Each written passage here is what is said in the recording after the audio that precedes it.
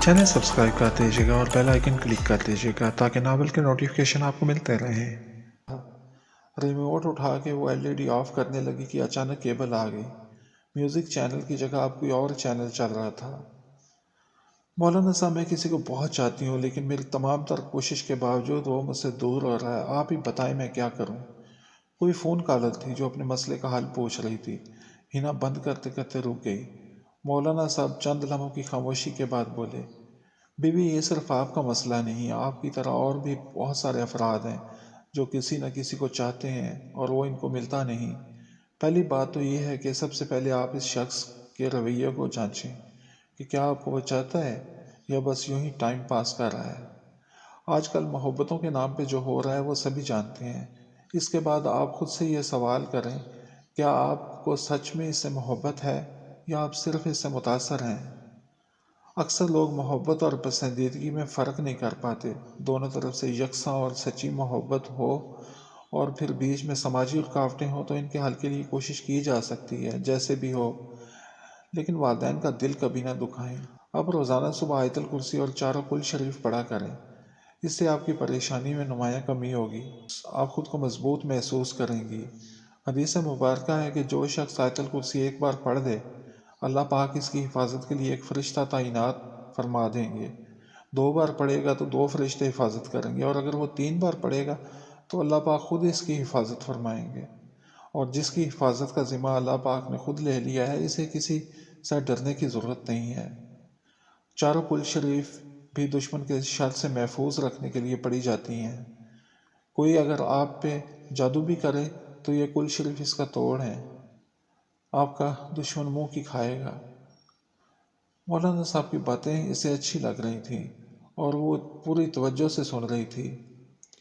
हम सारी ज़िंदगी ख्वाहिशों के पीछे भागते रहे। कभी कोई ख्वाहिश हमारे हक में बेहतर नहीं होती। हम ये बात नहीं जानते और इसी ख्वाहिश के पीछे भाग के अपनी ज़िंदगी को मुश्किल बना लेते हैं। लेकिन अल्लाह सब जानता है। इसे सब मालूम होता है कि ये ख्वाहिश हमें कितनी तकलीफ़ देगी, इसलिए वो हमारी इस ख्वाहिश को पूरा नहीं करता, बल्कि इसके मुतबादला में और बहुत कुछ देता है। लेकिन हम इस पे खुश नहीं होते। अल्लाह से शिकवे करते हैं, ज़िद पे अड़ जाते हैं, इस ख्वाहिश को पूरा करने के लिए उल्टे सीधे तरीके आजमाते हैं, खुद भी परेशान होते हैं और अपने साथ मुंसलिक दूसरों को भी परेशान करते हैं।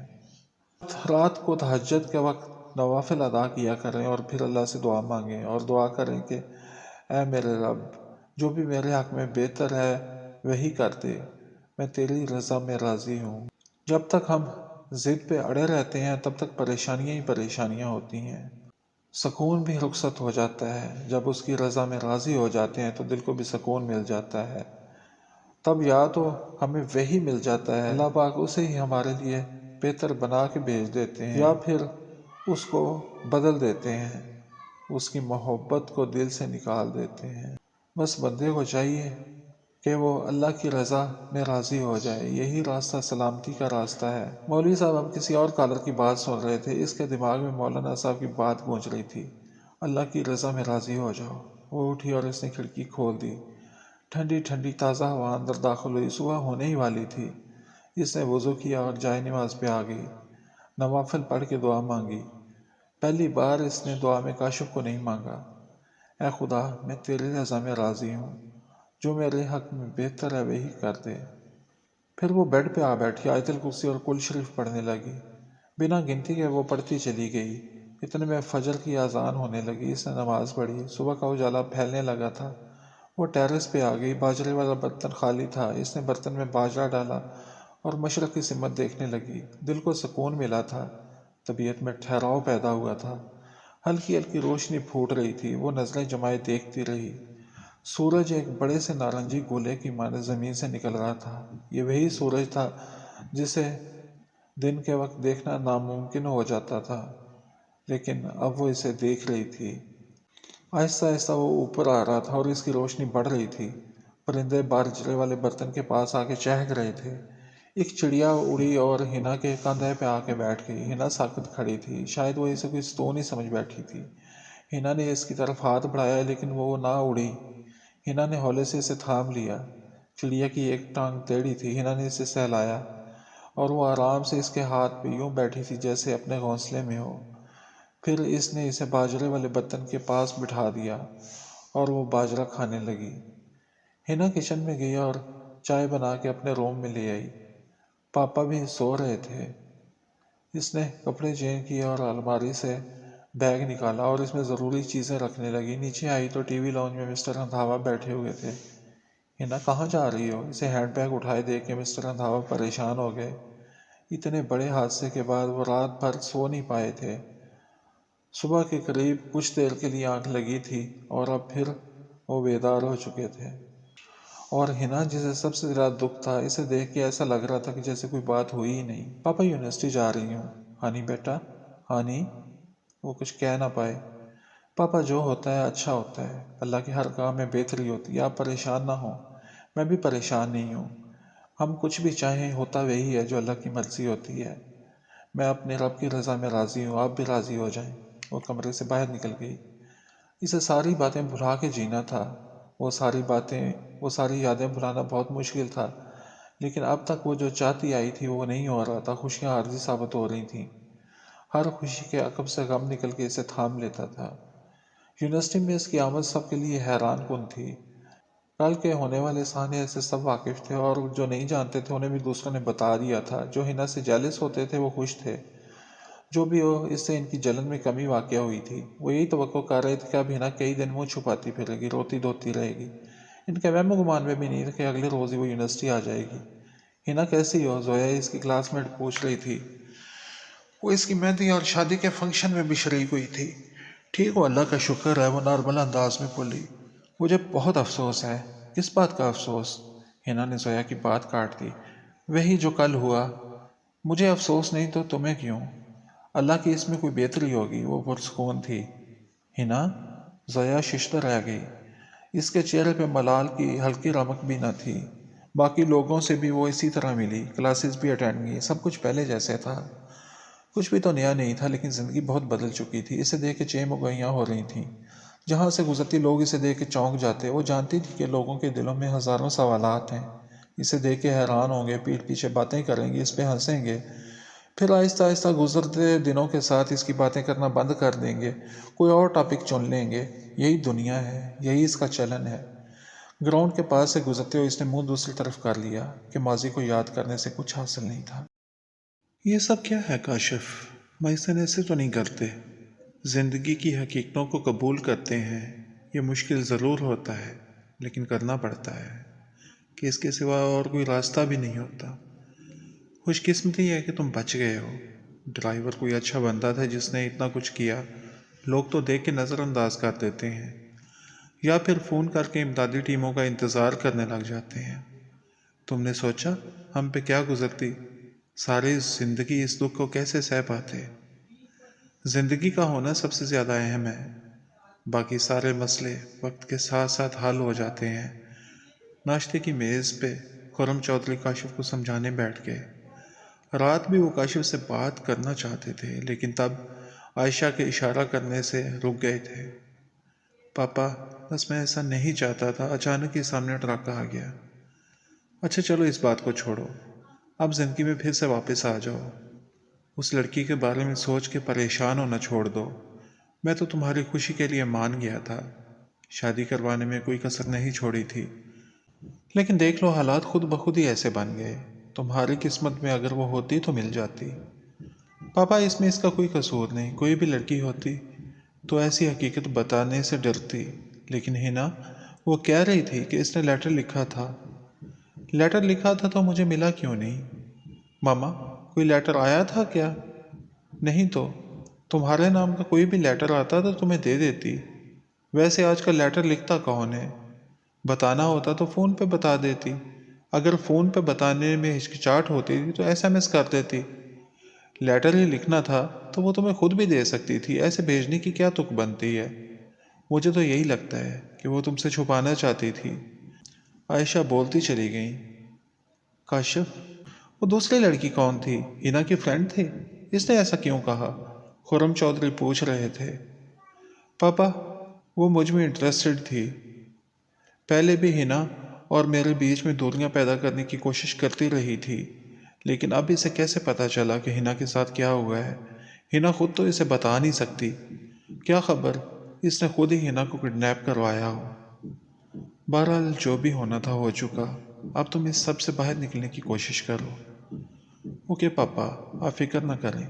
کاشف ناشتے کی میز سے اٹھ گیا۔ آپ کاشف کو حقیقت پسند بننے کا کہہ رہے تھے، لیکن آپ کو بھی ایک طویل عرصہ لگا حقیقت پسند بننے میں۔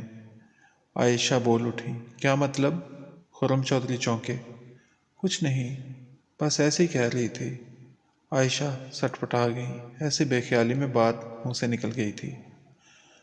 انسپکٹر صاحب، آپ کو پتہ چلا کہ ہنا کو جہاں رکھا گیا تھا وہ بنگلہ کس کا تھا؟ نہیں، ابھی تک تو کچھ نہیں پتہ چلا، انسپکٹر بے نیازی سے بولا۔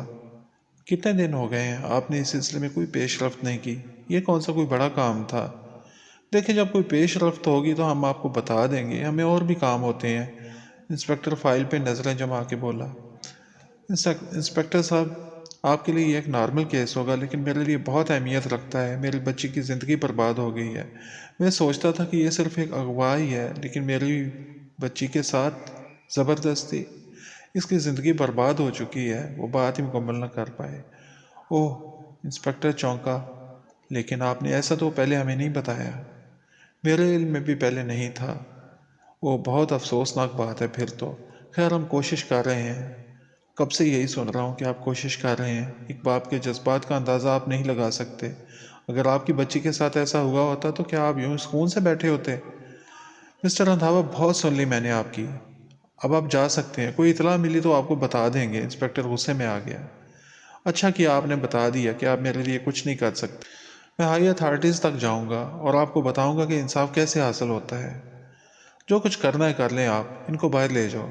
انسپکٹر نے پاس کھڑے پولیس والے سے کہا جو کسی کام کے لیے آیا تھا۔ کوئی ضرورت نہیں، میں چلا جاؤں گا۔ مسٹر رندھاوا اٹھ کھڑے ہو گئے۔ وہ پولیس والا ان کے ساتھ پیچھے پیچھے آ گیا۔ وہ گاڑی میں بیٹھنے لگے کہ وہ ان کے قریب آ گیا۔ مجھے کچھ کہنا ہے آپ سے۔ جی کہیے۔ یہاں نہیں، قریب ہی آل ٹائم کافی شاپ ہے، آپ وہاں میرا انتظار کیجیے، میں کچھ دیر بعد وہاں آتا ہوں۔ اچھا ٹھیک ہے۔ مسٹر رندھاوا نے گاڑی سٹارٹ کی اور یو ٹرن لے کے دوسری سڑک پہ آ گئے۔ کافی شاپ تک پہنچنے میں بمشکل 1 منٹ ہی لگا ہوگا۔ گاڑی پارکنگ پہ لگا کے وہ کافی شاپ میں داخل ہوئے۔ چھوٹا سا ہال تھا اور تھوڑے تھوڑے فاصلے پہ میز اور کرسیاں لگی تھیں۔ وہ دروازے کے قریب ہی ایک کرسی پہ بیٹھ گئے۔ سر، کیا لاؤں آپ کے لیے، چائے یا کافی؟ 2 چائے لے آؤ۔ چائے کے ساتھ اور کیا لیں گے سر؟ کچھ نہیں، فی الحال چائے لے آؤ۔ Okay sir. ویٹر چلا گیا۔ جنوری کی سرد شام تھی۔ آس پاس سے گزرنے والے سرد موسم میں کافی شاپ کو دیکھ کے ادھر کا رخ کر لیتے تھے۔ یہی وجہ ہے کہ کافی شاپ کی مالک کی ہدایات تھیں کہ کسی بھی کسٹمر کو فضول میں بیٹھنے نہ دیا جائے تاکہ رش ہونے کی وجہ سے لوگ واپس نہ ہو جائیں۔ یہی وجہ تھی کہ مسٹر رندھاوا کے بیٹھ سے ہی ویٹر آن وارد ہوا تھا۔ چائے آنے تک پولیس والا بھی آ چکا تھا۔ میرا نام ارشاد علی اور میں ہیڈ کانسٹیبل ہوں۔ میں نے اس لیے آپ کو یہاں بلایا کہ کوئی بھی وہاں آپ کو میرے ساتھ دیکھتا تو جان جاتا کہ میں نے ہی آپ کو سب کچھ بتایا ہے۔ آپ پہلے بھی یہاں آتے رہتے ہیں، میں آپ کا درد سمجھتا ہوں۔ آپ کا بہت بہت شکریہ۔ آپ کیا بتانا چاہتے ہیں؟ اس میں شکریہ کی کوئی بات نہیں۔ یقین مانیے، مجھے جان کے بہت دکھ ہوا کہ آپ کی بیٹی کے ساتھ ایسا سانحہ ہوا۔ آپ کی بیٹی کی شادی ہی ہو رہی تھی نا چودھری صاحب کے بیٹے کے ساتھ؟ مسٹر رندھاوا نے اس بات میں سارے لا دیا۔ میری بھی ڈیوٹی لگی تھی ادھر۔ سارا ڈرامہ میں نے بھی دیکھا اور مجھے بھی بہت افسوس ہوا۔ اتنی شاندار شادی کا اتنا برا انجام۔ بس قسمت میں شاید یہی لکھا تھا، ہم کیسے روک سکتے ہیں اسے؟ مسٹر رندھاوا اداس ہو گئے۔ اب جو بات میں کہنے لگا ہوں اسے غور سے سنیے گا اور کسی کو بھی نہ بتائیے گا۔ یہ سب جو میں نے آپ کو بتایا، مجھے اپنی پرواہ نہیں ہے، لیکن یہ نوکری فی الحال میری ضرورت ہے۔ جس بنگلے میں آپ کی بیٹی کو رکھا گیا اس کا پتہ کروانے کے لیے مجھے بھیجا گیا تھا۔ کس کا بنگلہ ہے وہ؟ مسٹر رندھاوا بے صبری سے بولے۔ کوئی بھی آپ کو نہیں بتائے گا، ایسی باتیں دبا دی جاتی ہیں۔ وہ بنگلہ مسٹر خرم چودھری کا ہے۔ کیا؟ اس کی بات سن کے مسٹر رندھاوا گمسم ہو گئے۔ آپ یقین نہیں کریں گے، میں آپ کی جگہ ہوتا تو مجھے بھی یقین نہ آتا، لیکن حقیقت یہی ہے۔ نہیں، ایسا کیسے ہو سکتا ہے؟ وہ کیوں کریں گے ایسا؟ مسٹر رندھاوا کا دل نہیں مان رہا تھا۔ شاید وہ اپنے بیٹے کی شادی اپنے سے کم حیثیت لوگوں میں نہیں کرنا چاہتے تھے، اس لیے سارا ڈرامہ کیا، ارشاد علی بولا۔ لیکن ان کو کیا ضرورت ہے ایسا ڈرامہ کرنے کی، صاف انکار کر دیتے۔ مسٹر رندھاوا خود سے باتیں کر رہے تھے۔ آپ جانتے نہیں، بڑے لوگوں کے کام بھی نرالے ہوتے ہیں، اس میں بھی کوئی راز ہوگا۔ مسٹر رندھاوا کا بیٹا بھی آتا رہا ہے پولیس اسٹیشن آپ کی بیٹی کے لیے، شاید وہ آپ کی بیٹی کو پسند کرتا ہوگا، اسی لیے یہ چال چلی کہ لڑکے کے سامنے برے بھی نہ بنے اور مقصد بھی حاصل ہو جائے۔ مسٹر رندھاوا کا ذہن یہ سب تسلیم نہیں کر رہا تھا۔ ایسے کیسے ہو سکتا ہے؟ انہوں نے شادی پہ اتنا خرچ کیا تھا، اتنے مہمان بلائے تھے، کیسے کر سکتے ہیں یہ سب؟ دیکھیں، میں یہ سب تو نہیں جانتا، لیکن مجھے جو لگا میں نے آپ کو بتا دیا۔ فلموں اور ڈراموں میں آپ دیکھتے ہی ہوں گے کہ یہ امیر لوگ کس طرح کے حربے آزماتے ہیں۔ ان کی پوری کوشش ہوتی ہے کہ ان کی اولادوں کے رشتے ان جیسے لوگوں میں ہی ہوں۔ تم نے اتنا بڑا رسک کیوں لیا؟ اس میں تمہارا کیا مفاد ہے؟ انہوں نے ارشد علی کو شک بھری نظروں سے دیکھا۔ آپ کا اور میرا درد مشترک ہے۔ میری بیٹی کے ساتھ بھی ایسا ہوا تھا۔ کالج جاتے ہوئے اسے اغوا کر لیا گیا تھا اور پھر 2 دن بعد گھر واپس آئی۔ اس کی حالت بتا رہی تھی کہ اس کے ساتھ کیا ہوا ہے۔ اس کے کالج کے لڑکے تھے۔ اس نے بیان بھی دیا ان لڑکوں کے خلاف، لیکن پولیس میں ہوتے ہوئے بھی میں اس کے لیے کچھ نہیں کر سکا۔ مجرم بہت اثر و رسوخ والے تھے، بہت کوشش کی، لیکن انہوں نے سارے گواہ خرید لیے۔ میری بیٹی انتظار کرتی رہی۔ اس کی حالت دیکھ کے میرا دل خون کے آنسو روتا تھا، لیکن مجبور تھا۔ ساری زندگی رشوت نہیں لی، قانون نہیں توڑا، تو اب کیسے کوئی ناجائز طریقہ اپناتا؟ وہ سب باعزت بری ہو گئے، اور میری بیٹی نے خودکشی کر لی۔ میری ناہید کی کہانی ختم ہو گئی۔ ختم تو وہ اس دن ہی ہو گئی تھی جس دن اغوا ہوئی تھی، لیکن انصاف کی امید اسے گھر لے آئی تھی کہ جنہوں نے اس کے ساتھ برا کیا وہ کسی اور کے ساتھ ایسا نہ کر سکیں۔ ان کو سزا دلوانا چاہتی تھی، لیکن وہ ہار گئی۔ یہ سسٹم مرتے ہوں کو بھی جینے کی آس نہیں دیتا، ان سے رہی سہی زندگی بھی چھین لیتا ہے۔ مرنا جائز ہوتا تو میں بھی مر جاتا۔ یہ نوکری کرنے کو بھی دل نہیں کرتا، لیکن ایک بیٹی ہے جس کی شادی ہونے والی ہے۔ شادی ہو جائے پھر ملازمت چھوڑ دوں گا۔ وہ آپ دیدہ ہو گیا۔ ارشاد علی، تمہارا شکریہ اتنا بتانے کے لیے۔ بس میں نے جو کیا اپنے ضمیر کے کہنے پہ کیا۔ ان بڑے لوگوں کا ہم کچھ نہیں بگاڑ سکتے، آپ بھی کچھ نہیں کر سکیں گے، لیکن بس میرے دل میں یہ تو نہیں رہے گا کہ میں نے آپ کو بتایا نہیں۔ بس اب چلتا ہوں میں۔ ارشاد علی ان سے اجازت لے کے چلا گیا۔ مسٹر رندھاوا بھی بل ادا کر کے اپنی گاڑی کی طرف چلتی ہے۔ آج وہ یونیورسٹی آیا تھا۔ دل نہیں چاہ رہا تھا سبھی فیلوز کے سامنے پھر سے وہی دل دکھانے والی باتیں وہ نہیں سننا چاہتا تھا، لیکن حقیقت کو تسلیم کرنا تھا۔ 2 دن ہو چکے تھے اور اس نے ہنا کو کال نہیں کی تھی۔